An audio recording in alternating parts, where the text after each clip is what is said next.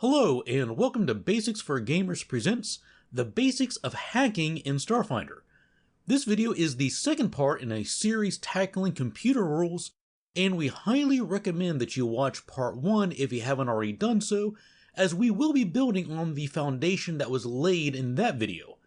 A link to our first Basics of Computers video is included in the description. Before we dive into security, let's do a quick review regarding access. In Starfinder, there are 3 levels of permissions a user might have. The first is no access. In that case, the user cannot log onto a computer, they can't view any information on it, and they can't use any of the computer's modules either. The second level is access. A user with access can use the basic functions of a computer. They can view data that's not in a secure data module, and they can use modules that are not secured behind firewalls, but they do not have the permission to add, disable, or to alter modules. And the third level is called root access. A user with root access can view and alter any data. They can use, add, disable, or alter any modules as well. Users with root access can also grant and remove access and root access permissions of other users. The DC to operate a computer in the manner that you have the proper permissions for is 10, regardless of the computer's tier. This is basically just a test to see if the character has simple computer literacy and they're able to use the interface and find whatever it is that they are looking for. The rules frequently call for a computer's check to be made when attempting to gain access or to use a function that is beyond the scope of the user's access permissions. This is referred to as the systems DC or hacking DC and is equal to the computer's tier multiplied by 4 plus 13. Computers in the Starfinder universe are either unsecured or secured. Unsecured computers are open terminals made available to the public. Anyone can just walk up and use the computer's basic functions, provided that they beat a DC-10 computer's check. Unlike other uses of the computer skill, untrained characters may access and use unsecured computers by taking 20 and spending 2 minutes. This is basically your parents or your grandparents hunting, pecking, and cursing their way through the infosphere until they finally find what they want, and someone trained in computers like you could find the same information in 6 seconds with one standard action. But most computers are not going to be open to the public and instead are secured through 2-factor authorization, meaning a user needs to provide both something they know, like a password, and something they physically possess, like a security keycard, a thumbprint, or a retina scan, in order to gain access. If a character has both the password and the security key, they can access the system without the need to make a special check, although the GM might still require them to make a DC-10 computers check as if they were using an unsecured computer. And note that the permission granted when gaining access this way are as wide or as limited as the permissions were tailored to that specific user's account. If the password and security key belong to a typical worker, then the account's going to grant access to probably just the basic functions. If the password and the security key belong to a manager, then they likely have access to the basic functions and might also be able to view information stored in a secure data module. And if the password and security key belong to an administrator, then they may actually have full root access. But if a character does not possess both the password and the security key, then they're going to need to hack the system if they want access. Hacking a computer requires 2 elements. First, you need to have a connection to the computer that you want to hack. This is usually provided by that computer's user interface, but if the computer doesn't have a user interface present, you can use a hacking kit or use another computer that does have a connection with that computer that you wish to hack, through the infosphere, for example.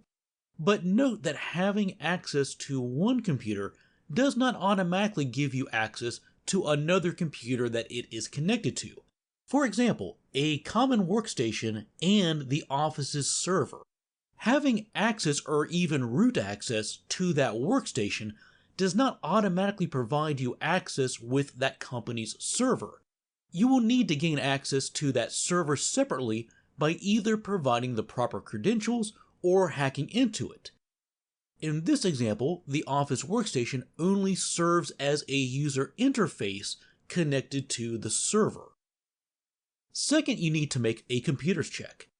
The time required is 1 full round per tier of the computer, and the DC for that check is going to be the system's or hacking DC, which is the tier multiplied by 4 plus 13. So for example, a tier 4 computer requires 4 rounds in order to hack into it, and a computers check versus DC 29.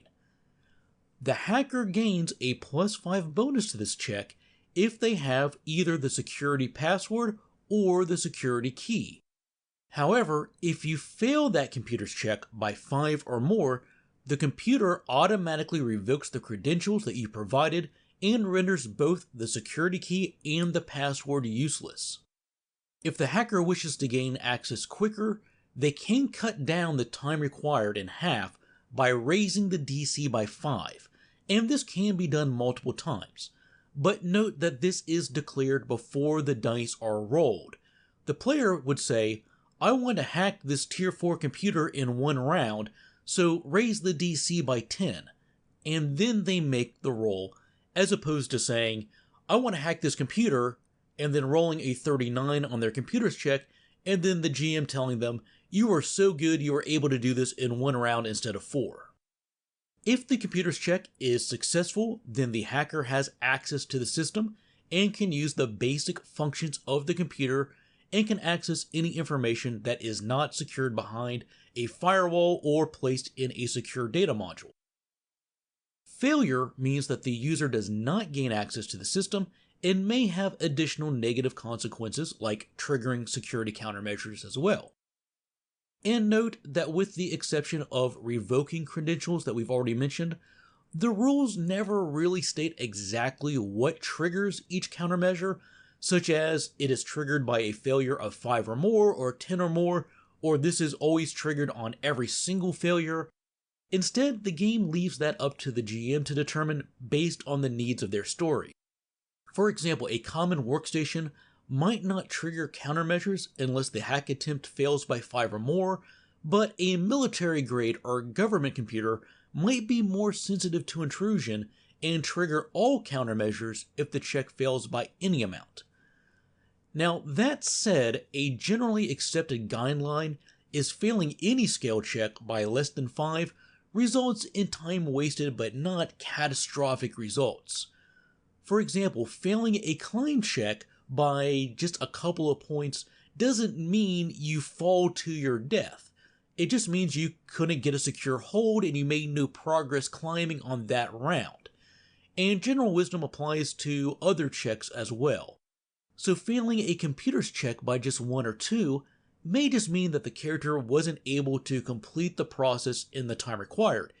They got distracted, or they're not familiar with this computer's custom operating system, or they got to the very end of the process and at the last moment realized that they missed something. If they hit enter now, is going to trigger an alarm, and so they decide to stop and start the process over again. So failing the check by just a couple usually means that the player lost time in the attempt, but doesn't really face any catastrophic events for it. Now, once you have access to a computer by completing that check, or by using the legitimate password and security key, then you can attempt to gain root access by making another hacking attempt, but this time the DC for that check is increased by 20. Countermeasures are used to defend a computer from intruders. Basic countermeasures, if triggered, revoke access from a user or user interface, but more advanced countermeasures can sound alarms, summon guards, and even cause actual physical harm to the hacker. Unlike with modules, there is a limit to how many countermeasures a computer can have, and that hard limit is equal to the computer's tier. There are 7 types of countermeasures available. The first is alarm. If a user fails to hack a computer with an alarm countermeasure, a message is sent to a person, station, or to a connected device, alerting them of the attempted breach. If the computer has a control module connecting it to a physical alarm or siren, it could sound that device. Or if the computer has a control module connecting it to a robot sentry, it could summon that robot to come investigate. The second countermeasure is called fake shell. A fake shell is a virtual computer environment designed to look like and mimic the real thing, and it is triggered when a hacker succeeds on their hacking attempt. If a hacker gains access, but not root access, to a system with a fake shell installed, they will be introduced to this very sophisticated illusion. The computer will look and function like the real thing, but all the data in the files will be inaccurate, and although the hacker can view and access modules, the results of using them are only going to be simulated. For example, a hacker gains access to a security room computer with a fake shell countermeasure installed. That hacker is going to see an inventory of prisoners and their cells, but it's not real, it's all made up information.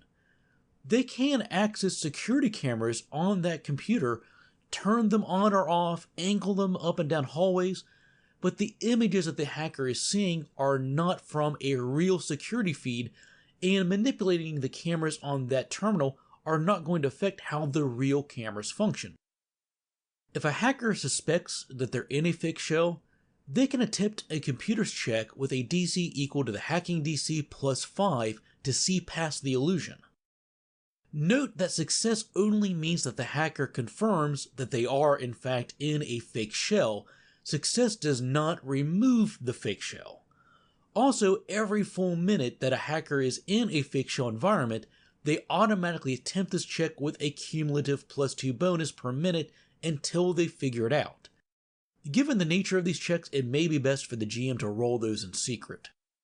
Once a user discovers that they are actually inside a fake shell, they can disable the fake shell in one standard action by succeeding at a computer's check against the hacking DC of the computer. This is just the straight hacking DC without the plus 5 penalty added to the DC for being in a fake shell, and it also doesn't include the cumulative plus 2 per minute bonus that was given to spot the fake shell. Also note this check may be made to disable any countermeasure that a user is aware of on the computer, not just fake shells, but dealing with fake shells seems like an opportune time to make such a check. The third countermeasure is feedback. When a hacker fails a computer's check to hack the protected system by 5 or more, the feedback is triggered and the defending computer floods the hacker's computer with viruses. Any device that was used to attempt intrusion imposes a negative 5 penalty to all future skill checks using that equipment. Not just computer's checks with that equipment, but any skill check using that equipment. This infection may be removed with a computer's check minus 5 due to the infection against the hacking DC of the computer that used feedback against it. At the GM's discretion, other complications may be imposed because of the feedback.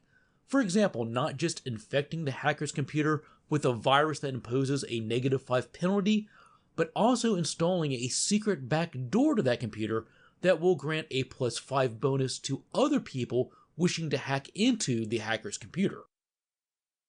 The fourth type of countermeasure is probably the most common, and that's firewall. Firewalls partition modules away from the core computer system and require additional steps for a user to access them. In order to access modules protected by a firewall, the user must either provide the correct credentials, which may very well be a different password and security key than what was used to access the computer, or they need to make another computer's check. The DC for this check to get past a firewall is equal to the systems or hacking DC of the computer plus 2.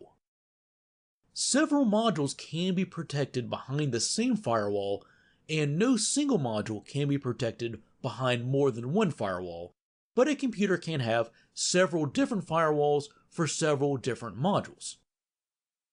The next type of countermeasure is called lockout. When a user repeatedly fails attempts to access a system with lockout installed, the entire system freezes. It doesn't allow any of its functions or components to operate and does not allow anyone to access the computer for a set period of time. The number of failed attempts allowed and the length of time that users are locked out of the system can be anything desired, but the standard is 3 failed attempts resulting in the computer being locked down and not functioning for 24 hours. If the computer also has the alarm countermeasure installed, then the alarm can be triggered by each failed attempt and also when the lockdown occurs. Once triggered, a lockout cannot be disabled even by someone with the proper credentials, but it is possible to bypass the lockout by altering the computer's hardware. This requires an engineering check with a DC equal to the computer's hacking DC. The 6th type of countermeasure is called shock grid. When someone attempts to access these systems and fails, the environment surrounding the computer is flooded with electricity. This electrical burst attacks anything within 10 feet of the computer and can be set to either stun or lethal settings. This is usually a stun blast first, with a message on the computer prompting the hacker that any future attempts to access it will be met with lethal consequences. If set to stun, anyone within 10 feet must make a fortitude saving throw or be stunned for 1 round. If set to lethal, everyone within 10 feet must make the same fortitude savings throw to avoid being stunned, plus must make a reflex savings throw to avoid suffering electricity damage. Targets suffer full damage on a failed reflex savings throw and half damage on a successful savings throw. There are 5 levels of shock grids with the DCs needed for the savings throw and the amount of damage dealt on page 217 of the core rules. Also note that each rank in shock grid counts against the number of countermeasures a computer can have. So a tier 4 computer can have an alarm and a level 3 shock grid, but not an alarm and a level 4 or 5 shock grid. The last type of countermeasure is called wipe. When a system installed with a wipe countermeasure detects a failed attempt, it automatically deletes specified data. This can be said to occur after any number of failed access attempts, but is usually set after at least 2 or 3, just in case the rightful owner of the computer has clumsy fingers and enters the wrong password the first time.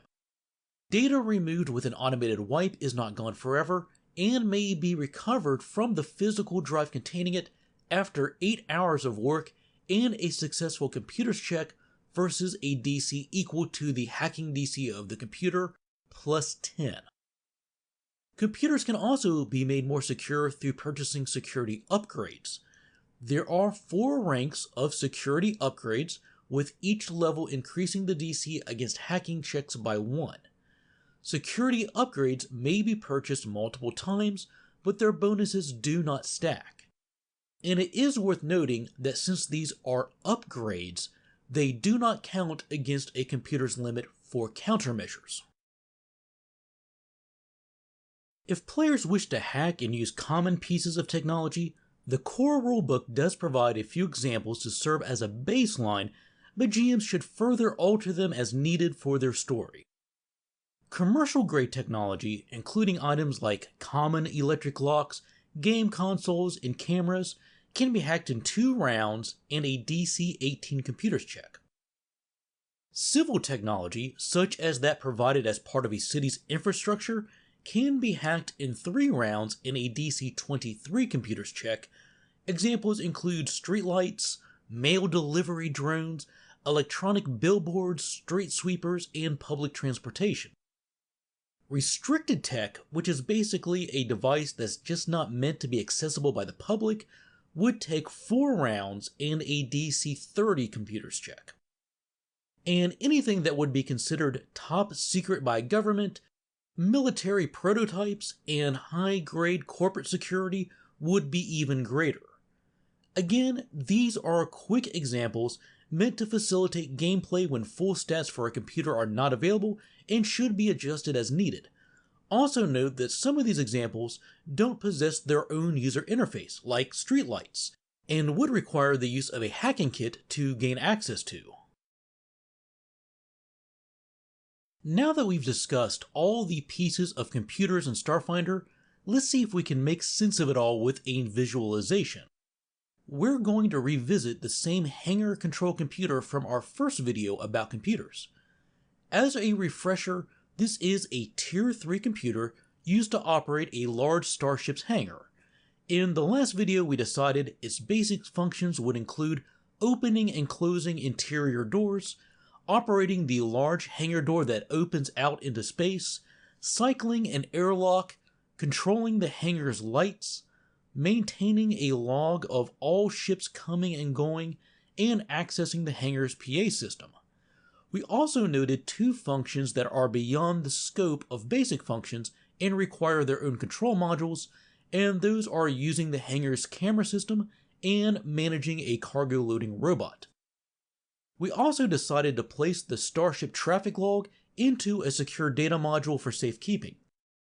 That's where we left off in the previous video, and now let's see what we can do to make the computer more secure.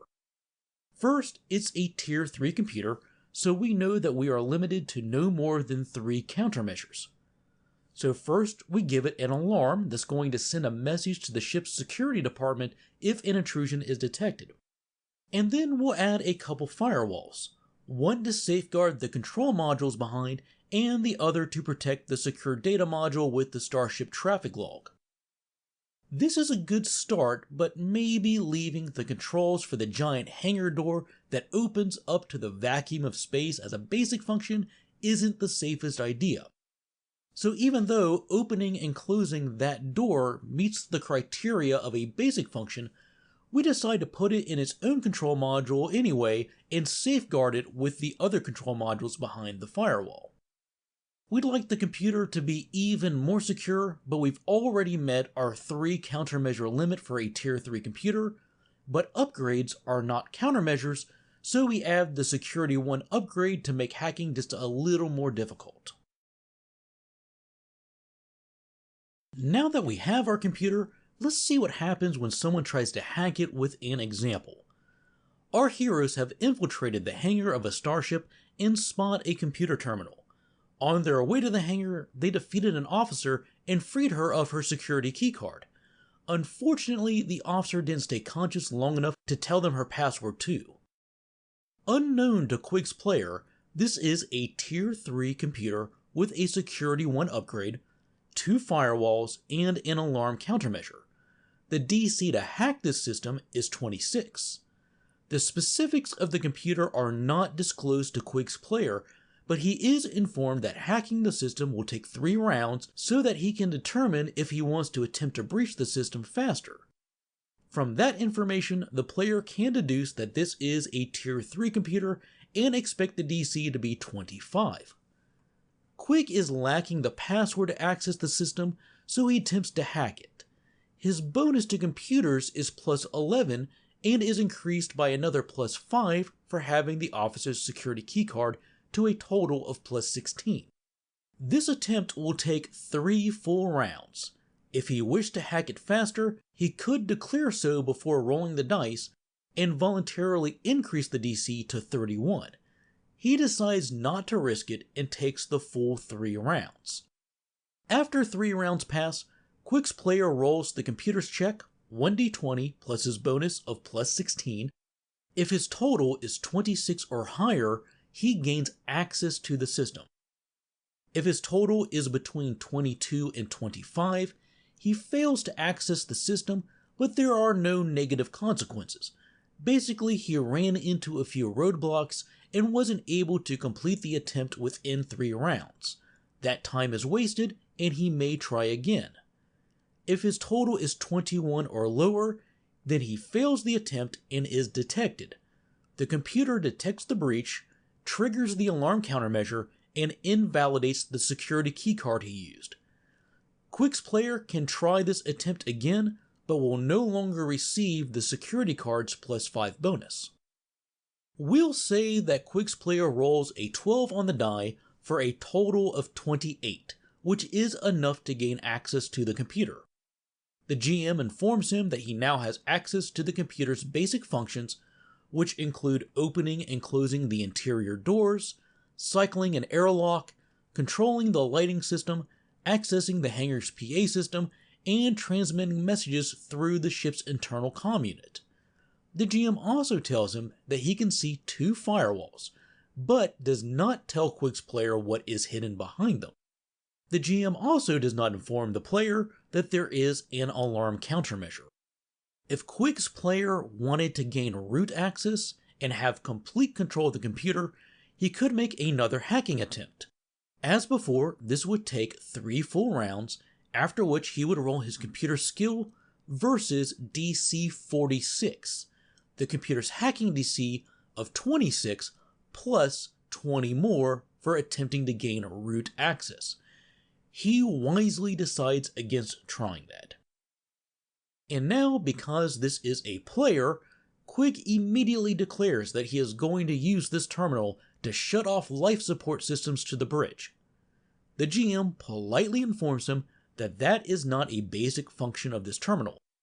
The player argues that all computers on a starship are networked together, and if the bridge can monitor activities on the hangar, then the hangar's computer should be able to access what's going on the bridge. The GM sighs heavily and says, "Okay, if you want to mess with the ship's life support, you're going to need to hack into the ship's computer core. You can do that from here, but the attempt will take you 10 full rounds." Quick's player deduces that that means that this is a tier 10 computer, and the check will be at minimum DC 53, and decides to find a different strategy. Can you tell I've had this argument with players before? Now Quick's player wants to know what's behind the 2 firewalls. He decides to breach firewall number 1. Unknown to Quick, the DC for this check is 28, the computer's hacking DC of 26, plus 2 because it's a firewall. He gets lucky and rolls a 29. He now has access, but not root access, to whatever is hiding behind door number 1. In this case, it's a secure data module. So he has found the secure data module, but if he wishes to see what is inside it, he will need to disable this module by spending 1 standard action and making a computer's check against the hacking DC of the computer, which again is 26. For the sake of this example, we'll say that Quick's player gets another lucky roll and disables the secure data module, allowing him to see its contents. He examines the data and discovers it is a log of all the ships entering and leaving the hangar, their cargo manifests, and destinations. He copies that data and moves on to firewall number 2. Again, we'll say he got a lucky roll and breached the second firewall. Behind it, he finds 3 control modules.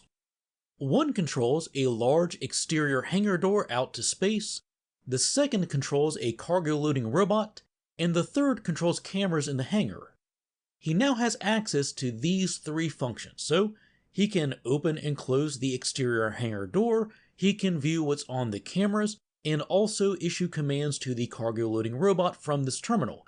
He does not have direct control over the robot, but he can issue it commands. Computers are either secured or unsecured. An unsecured computer is available to the public, such as an info terminal or a library computer. Accessing an unsecured computer requires a simple DC-10 computers check, and unlike with other uses of computers, anyone untrained may spend 2 minutes and take 20 to use an unsecured computer.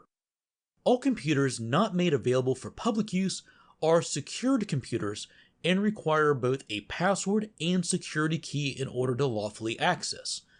Security keys can take many forms, but must be something that the user has physical possession of. A card key, a code cylinder, or a thumbprint, for example.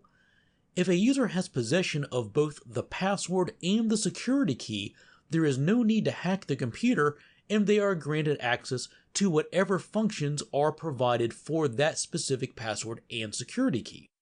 If a user does not have both the password and the security key, they will need to hack the computer to access it. This requires a connection with the computer, which could be its user interface like a keyboard and mouse, or could be another computer that is connected to it.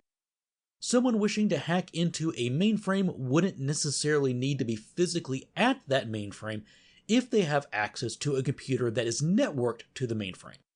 In that example, the workstation is essentially filling the role of a user interface for the mainframe. If no user interface is available, then the user would need to create a physical connection by using a hacking toolkit. Once a connection is established, the user can make a hacking attempt. This is a computer skill check that requires a number of full rounds of work equal to the computer's tier. The DC for this check is commonly referred to as either the system's DC or hacking DC and is equal to the computer's tier multiplied by 4 plus 13.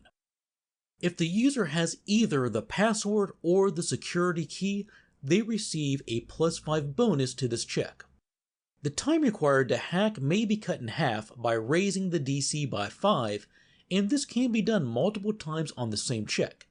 For example, voluntarily raising the hacking DC by 10 to breach a system in 1/4 the usual amount of time.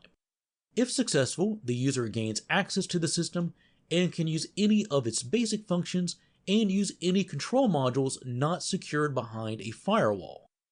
If failed, they do not gain access and might be detected or face other complications.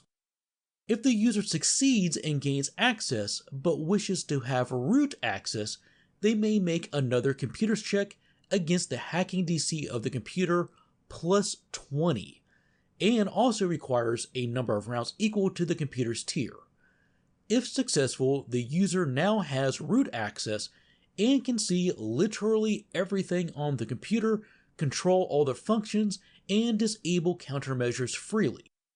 Countermeasures are used to defend a computer from intrusion. A computer may not have more countermeasures than its tier. There are several types of countermeasures. Alarm sends a message to another user or device when an intrusion is detected.